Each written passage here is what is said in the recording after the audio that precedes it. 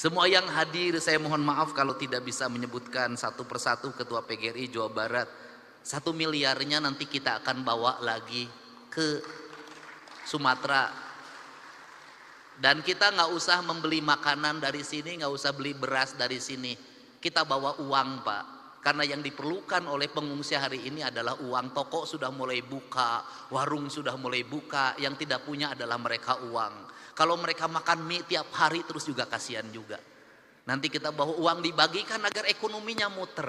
Cara saya menyikapi sesuatu pakai kitab. Kitabnya itu ada dalam pikiran dan perasaan saya. Saya selalu meyakini bahwa bisikan yang terbaik dalam hidup itu adalah bisikan hati yang terjaga dari puasa. Itu prinsip. Saya nangis, Pak. Kenapa saya nangis?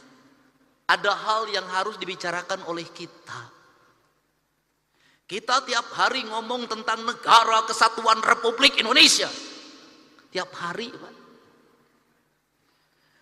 Negara Kesatuan Republik Indonesia. Negara Kesatuan. Negara Kesatuan itu negara yang bersatu. Negara yang bersatu itu negara yang tidak terpisah. Dalam kerangka pemahaman Gus Muafik ada 2 hal di situ. Ada Tuhan ketika tunggal, ada Tuhan ketika jamak.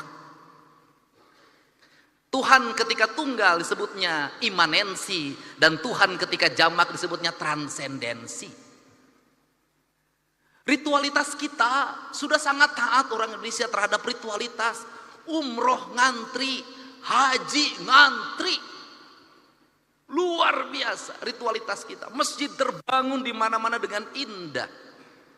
Tetapi ada 2 hal yang hilang tercerabut dalam tradisi agama kita adalah kita mencintai Tuhan tapi lupa terhadap hukum Tuhan. Hukum Tuhan yang benar, yang tidak perlu ditafsirkan, yang tidak melahirkan mazhab, yang tidak melahirkan kelompok, yang tidak melahirkan ormas adalah hukum alam. Hukum matahari tidak akan pernah berubah. Hukum tanah tidak akan pernah berubah. Hukumnya air tidak akan berubah. Hukumnya udara tidak akan pernah berubah. Tidak perlu pakai tafsir. Karena tidak perlu pakai tafsir, dalam pandangan saya, mencintai Allah berarti tunduk dan patuh pada apa yang ditentukan oleh Allah. Ketundukan dan kepatuhan kita pada apa yang ditentukan oleh Allah adalah ketundukan dan kepatuhan kita pada kausalitas, pada sebab akibat, pada hukum alam, hukum yang universal, yang di seluruh negara sama itu hukumnya. Sehingga seorang nasionalis, dia akan menangis ketika hutannya dibabat. Seorang nasionalis, dia akan menangis ketika hulu-hulu sungainya diuruk. Seorang nasionalis, dia akan menangis ketika mata airnya makin mengering. Kalau kita mengaku mencintai NKRI, mengaku menjadi nasionalis, membiarkan hutan dibabat, membiarkan sungai diuruk, membiarkan laut diuruk, dan membiarkan mata air mengering, saya katakan Anda pembohong. Dan Anda tidak mencintai Indonesia. Saya secara pribadi hari ini anak-anak muda, Kak Kuarnas mulai posting di media sosial, mereka menggugat, Pak. Apa yang mereka gugat? Belanda menjajah Indonesia 350 tahun. Gunung masih utuh, samudra masih terbentang luas, sungai-sungai jernih. Dia meninggalkan perkebunan yang terhampar, bangunan-bangunan yang indah, gedung-gedung yang kokoh, jalan-jalan yang kuat, jembatan kereta api yang kokoh. Indonesia merdeka 80 tahun.